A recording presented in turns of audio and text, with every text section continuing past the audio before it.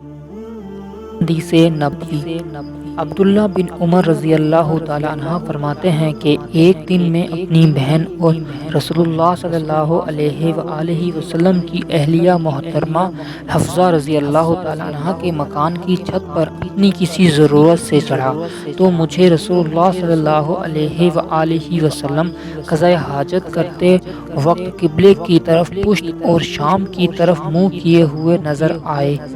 صحیح بخاری حدیث نمبر 148۔ حدیث نبوی عبداللہ بن عمر رضی اللہ تعالی عنہ نے خبر دی، وہ کہتے ہیں کہ ایک دن میں نے اپنے گھر کی چھت پر چڑھا تو مجھے رسول اللہ صلی اللہ علیہ وآلہ وسلم 2 اینٹوں پر قضاء حاجت کے وقت بیت المقدس کی طرف منہ کیے ہوئے نظر آئے۔ صحیح بخاری حدیث نمبر 149۔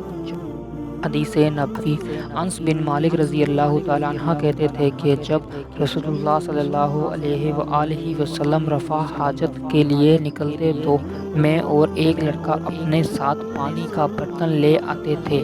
مطلب یہ ہے کہ اس پانی سے رسول اللہ صلی اللہ علیہ وآلہ وسلم طہارت کیا کرتے تھے۔ صحیح بخاری حدیث نمبر 150۔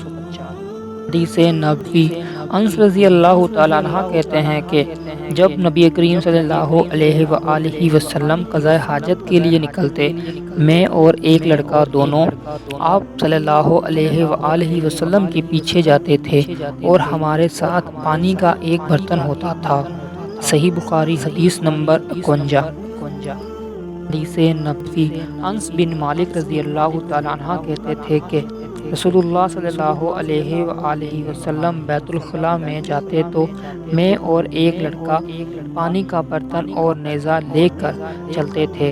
پانی سے آپ صلی اللہ علیہ وآلہ وسلم طہارت کرتے تھے۔ صحیح بخاری حدیث نمبر 152۔